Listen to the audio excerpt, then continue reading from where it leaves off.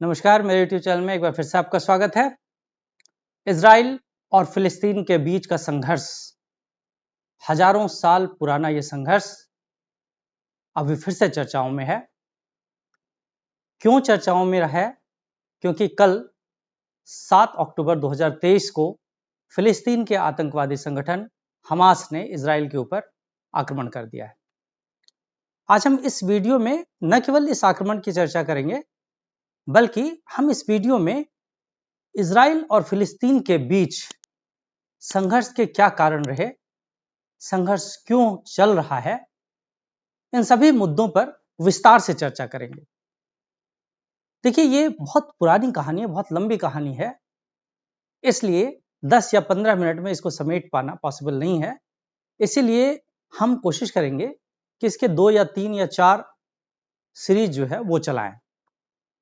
अलग अलग वीडियोस में हम पूरी संघर्ष की पूरी कहानी, कहां से कहां तक ये संघर्ष उठकर अभी वर्तमान तक जो है चल रहा है, इसके बारे में हम लोग पूरी बात करेंगे। सबसे पहले हम लोग कल के आक्रमण की बात करें, कल के जो अटैक हुआ है उसकी बात करेंगे।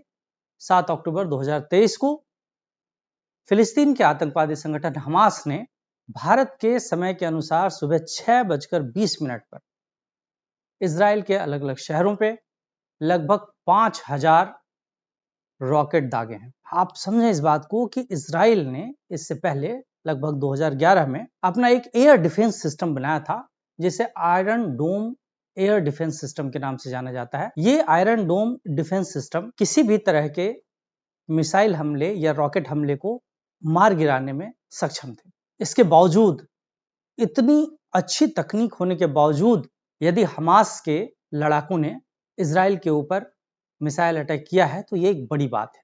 साथ ही साथ न केवल ये अटैक, मिसाइल अटैक हुआ, बल्कि हमास के आतंकियों ने पैराग्लाइडर्स के जरिए, आप सोचें, पैराग्लाइडर्स के जरिए ऊपर से उड़ते हुए वो इजरायली क्षेत्रों में प्रवेश कर रहे हैं और ऊपर से गोलियां बरसाकर नीचे लोगों को मारने का काम कर। साथ ही साथ उन्होंने गाजा पट्टी पर जो एक स्मार्ट वॉल है, स्मार्ट दीवार है, उसको तोड़ते हुए हमास के आतंकी इजरायली क्षेत्रों में घुस रहे हैं और वहां पर जो है इजरायली क्षेत्रों में उन्होंने कई सारे लोगों को मार डाला, कई सारे सैनिकों को मारा, कई सारे आम नागरिकों को मारा। साथ ही साथ इजराइल के कई महत्वपूर्ण लोगों को उन्होंने बंधक बना लिया है। आतंकी संगठन का कहना है कि उन्होंने लगभग 1000 इस तरह के महत्वपूर्ण इजरायली लोगों को बंधक बना लिया है। और क्यों बंधक बना लिया है? तो उनका कहना है कि हमने इन्हें इसलिए बंधक बनाया है ताकि इजरायली जेलों में जो फिलिस्तीन के लोग बंद हैं, जो लड़ाके हमास के बंद हैं, नेगोशिएशन करके उन लड़ाकों को छुड़ाया जा सके। अब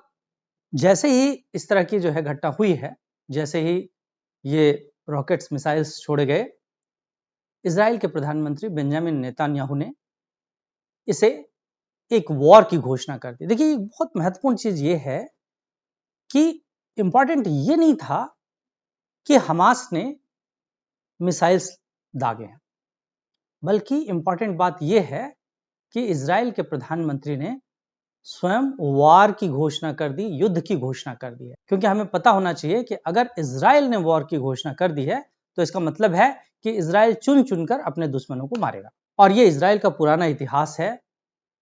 द्वितीय विश्व युद्ध के दौरान जब जर्मनी में हिटलर ने यहूदियों को मारा था, तो द्वितीय विश्व युद्ध खत्म होने के बाद इजराइल ने चुन चुनकर उन सारे लोगों को, जिन्होंने हिटलर का साथ दिया था, उन सारे लोगों को मारा था। साथ ही एक बार ओलंपिक के दौरान इजराइल के खिलाड़ियों की हत्या जो है वो कर दी गई थी हमास के द्वारा।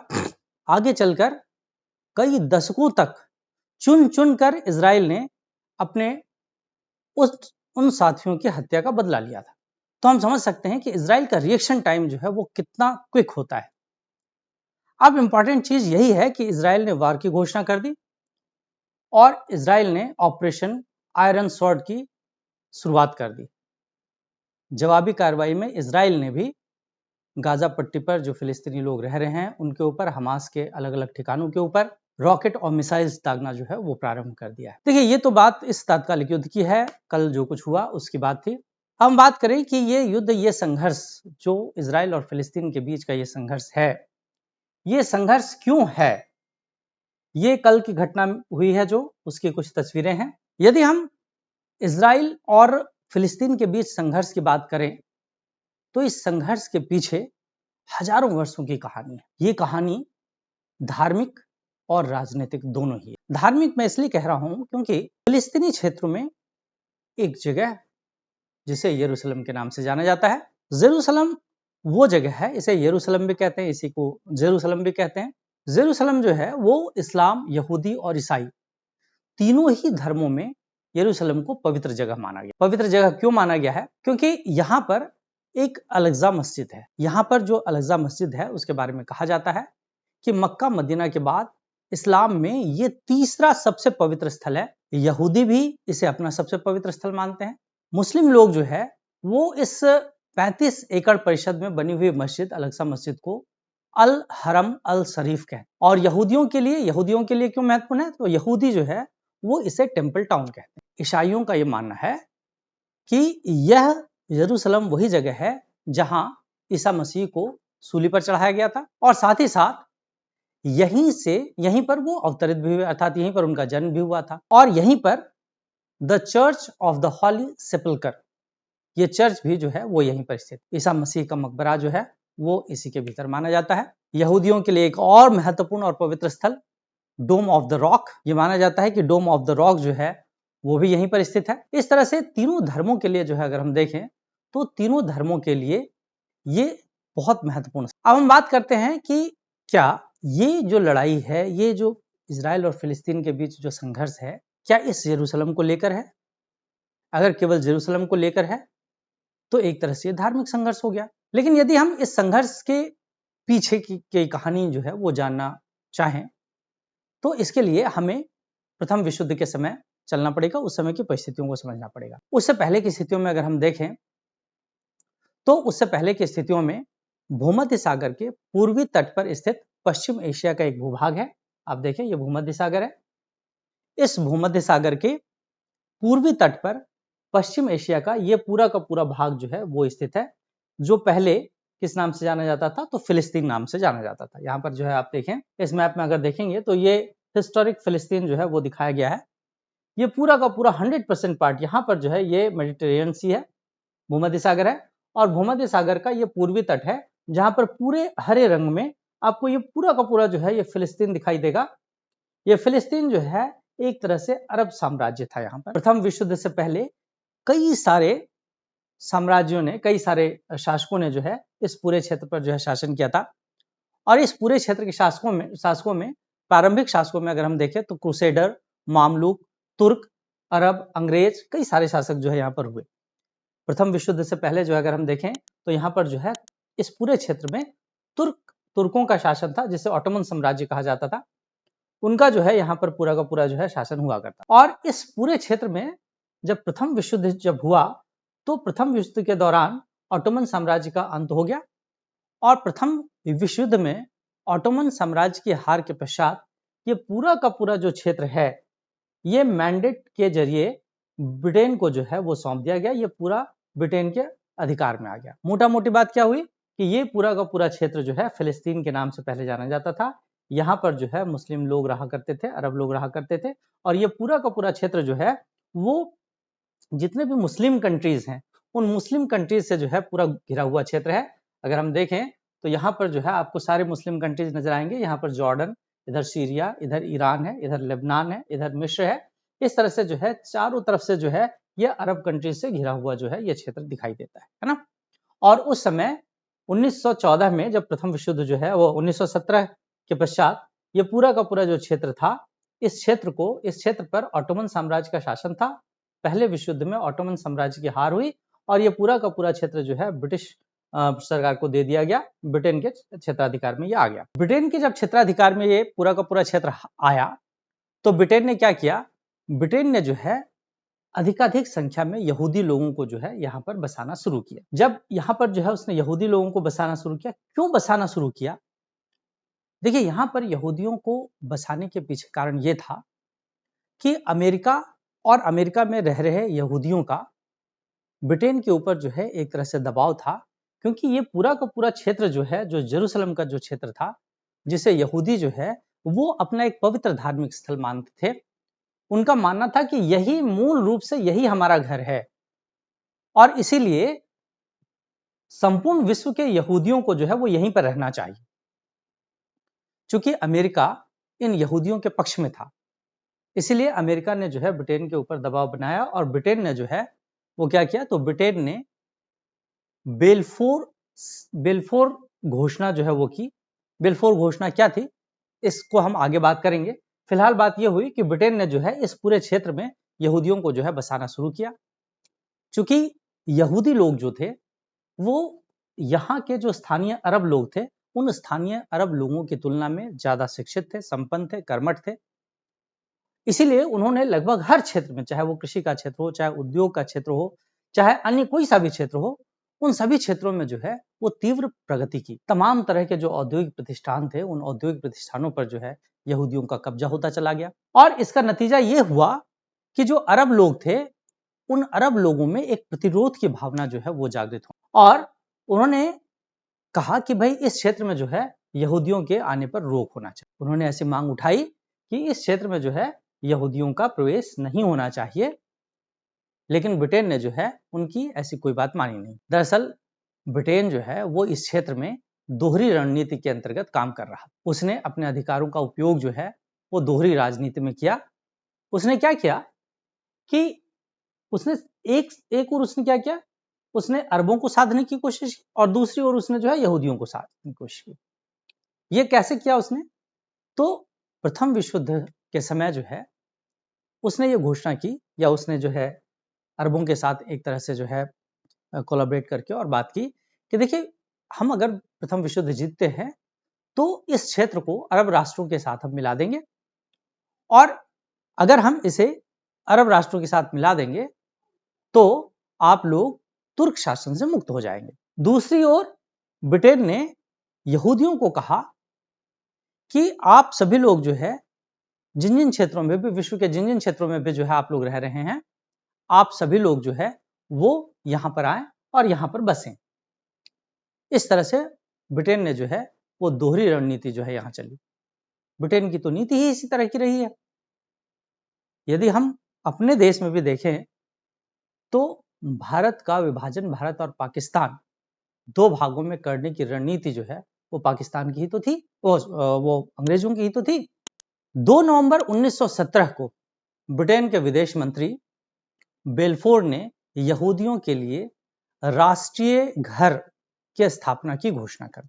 राष्ट्रीय घर या नेशनल हाउस का मतलब क्या था, उन्होंने कहा कि देखिए ये जो यहूदियों का जेरूसलम जो कि एक धार्मिक, उनका एक धार्मिक क्षेत्र है, पूरे विश्व के जो यहूदी हैं उनके लिए ये एक तरह से जो है राष्ट्रीय घर होगा और पूरे विश्व के यहूदी जो है वो यहां आकर बस सकते हैं। इस तरह से ये जो घोषणा ब्रिटेन के विदेश मंत्री बेल्फोर ने की थी, इसे बेल्फोर घोषणा के नाम से जाना जाता है। अब जैसे ही बेल्फोर घोषणा हुई, पूरे विश्व के यहूदी जो है वो इस घोषणा को ये मान लिया उन्होंने कि भाई ये घोषणा ब्रिटेन ने इसलिए की है कि फिलिस्तीन वो उन्हें सौंप रहे हैं। ऐसा समस्त विश्व के यहूदी जो है, पूरे विश्व के यहूदी जो है वो उन्होंने मान लिया कि बेल्फोर घोषणा एक तरह से फिलिस्तीन को यहूदियों को सौंपने का एक वादा है। और पूरे विश्व से फिर जो है यहूदी जो थे वो सब जो है वो यहां पर इस क्षेत्र में, पूरे क्षेत्रों में जो है आकर बसने लगे। अब जब वो इस क्षेत्र में आकर बसने लगे तो जाहिर सी बात है कि संसाधनों को लेकर भी जो है संघर्ष प्रारंभ हुआ, और जो धार्मिक द्वंद्व था अरबों और यहूदियों के बीच, एक धार्मिक द्वंद्व जो था उसने जो है राजनीतिक संघर्ष का रूप ले लिया। और ये जो राजनीतिक संघर्ष था, अब धीरे धीरे ये राजनीतिक संघर्ष दिन प्रतिदिन नियोजित रूप से जो है वो बढ़ने लगा। और ये राजनीतिक संघर्ष जो है इतना ज्यादा बढ़ गया कि 1937 आते आते तक तो स्थिति ये हो गई कि ब्रिटिश सरकार अपने अधिकार के अंतर्गत इस क्षेत्र को अनुशासित रख पाने में असमर्थ हो गई। ब्रिटिश सरकार ने कहा कि अब इस क्षेत्र को जो है अनुशासित रख पाना जो है वो बहुत मुश्किल है। इससे पहले चूंकि इस क्षेत्र में जो है काफी अशांति हो गई थी, इसलिए 1936 में दोनों के बीच जो संघर्ष संबंधी समस्याएं चल रही थी उन समस्याओं के समाधान के लिए एक कमीशन का गठन किया गया। कौन सा कमीशन था ये? इस कमीशन का नाम था पील कमीशन। देखिए, इस कमीशन का नाम पील कमीशन था। पील कमीशन के लिए कहा जाता है कि पील कमीशन जो है वो एक ब्रिटिश रॉयल कमीशन था। इसकी अध्यक्षता जो है लॉर्ड पील ने की थी, इसीलिए इसे पील कमीशन के नाम से जाना जाता है। और लॉर्ड पील ने जो है ये कहा कि फिलिस्तीन को अरब और यहूदी दो भागों में बांट दिया जाए। तो पील कमीशन की ये जो सिफारिश थी वो बहुत महत्वपूर्ण सिफारिश थी। यहीं से इजराइल के गठन की बात जो है वो प्रारंभ हुई। इसके बाद द्वितीय विश्व युद्ध शुरू हो गया। 1939 में जब द्वितीय विश्व युद्ध शुरू हुआ तब जर्मनी में हिटलर ने लाखों यहूदियों को मरवा दिया। इस तरह से यहूदियों का कत्लेआम जो है वो उस समय मचाया गया। आगे चलकर 1947 में ब्रिटेन ने परेशान होकर फिलिस्तीन समस्या को क्या किया, तो उसने फिलिस्तीन समस्या को जो है संयुक्त राष्ट्र संघ को सौंप दिया और अब यह पूरा का पूरा मामला जो है वो संयुक्त राष्ट्र संघ में चला गया। संयुक्त राष्ट्र महासभा ने क्या किया, तो संयुक्त राष्ट्र महासभा ने उसने मई 1947 में इस समस्या के समाधान के लिए 11 देशों की एक समिति बना दी। बहुत महत्वपूर्ण बात यह है कि इन 11 देशों की समिति में एक सदस्य जो है वो भारत भी था। और इस समिति ने क्या किया, तो इस समिति ने जो है पील कमीशन के निर्णयों की ही पुष्टि की और यह सिफारिश किया कि इस फिलिस्तीन को जो है 3 भागों में बांट दिया जाए। यहां पर हम देखें तो 1947 में जो है ये यूएन पार्टीशन प्लान जो है वो आपको दिखाई दे रहा है। यहां पर यूएन पार्टीशन प्लान, इस यूएन पार्टीशन प्लान के अंतर्गत ही जो है इसे 3 भागों में जो है बांटने की सिफारिश की गई। कहा गया कि जिन क्षेत्रों में, अब यहां पर जो है आप देखें, यहां पर जो है आपको क्या नजर आ रहा है, एक पूरा भाग जो है वो व्हाइट कलर में नजर आ रहा है, एक पूरा भाग जो है वो किस रूप में नजर आ रहा है, तो ग्रीन नजर आ रहा है ना। तो उन्होंने कहा कि भाई जिन क्षेत्रों में, इस समिति ने सिफारिश दी कि जिन क्षेत्रों में यहूदियों की संख्या जो है वो ज्यादा है वो पूरा का पूरा क्षेत्र जो है वो यहूदियों को दे दिया जाए और उस क्षेत्र का नाम जो है इजराइल रखा। दूसरा क्षेत्र उन्होंने कहा कि वो पूरा का पूरा क्षेत्र, ये व्हाइट जो आप ये ग्रीन जो आपको नजर आ रहा है, इसके लिए उन्होंने कहा कि ये पूरा का पूरा क्षेत्र जो है वो जहां अरबों की संख्या ज्यादा है, जहां अरब जो है वो बहुसंख्यक है, उस क्षेत्र को जो है वो फिलिस्तीन के रूप में जो है जाना जाए। और तीसरा जो है उन्होंने कहा जेरूसलम, जेरूसलम को जो है वो उन्होंने अलग रखने की जो है बात की। यहां पर जो है ये जेरूसलम है, इस जेरूसलम को जो है उन्होंने अलग रखने की बात की और कहा कि जेरूसलम जो है वो अंतरराष्ट्रीय न्यास परिषद के अंतर्गत जो है इसको रखा। इस तरह से जो है 3 भागों में इस फिलिस्तीन को जो है वो विभक्त करने का एक निर्णय जो है वो सुनाया गया और इस निर्णय को 29 नवंबर 1947 को महासभा ने 2/3 बहुमत से स्वीकार भी कर लिया। अर्थात 11 देशों की समिति ने जो निर्णय दिया था, जो सिफारिश दी थी, उस सिफारिश को महासभा ने 2/3 बहुमत से स्वीकार भी कर लिया। और जब इस निर्णय को स्वीकार कर लिया तो यहूदियों ने जो है इस निर्णय का स्वागत किया। यहूदियों ने कहा कि ये बहुत अच्छा निर्णय है, हम इसका स्वागत करते हैं। लेकिन अरब इसका स्वागत क्यों करते? क्योंकि उनके क्षेत्र से तो बहुत सारा एरिया जो है वो यहूदियों को दिया जा रहा था। तो अरबों ने जो है इसे कतई स्वीकार नहीं किया।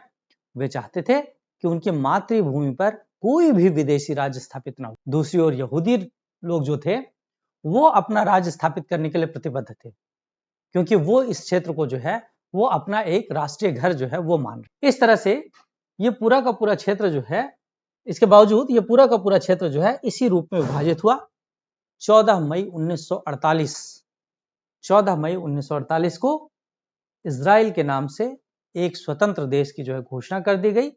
यहूदियों ने जो है अपने एक स्वतंत्र देश इजराइल की घोषणा कर दी और 5 मिनट के अंतर्गत, 5 मिनट के भीतर आप समझें कि केवल 5 मिनट के भीतर अमेरिका ने जो इसको मान्यता भी प्रदान कर दी। हालांकि सोवियत संघ और पूर्वी जो साम्यवादी देश थे, इन लोगों ने जो है इसे तीसरे दिन मान्यता प्रदान की थी, लेकिन बाकी के जो अमेरिका और दूसरे अन्य जो देश थे, उन लोगों ने जो है इसे जल्दी मान्यता जो है प्रदान कर दी। इस तरह से अगर हम देखें तो इजराइल का गठन जो है वो 1948 में हो गया।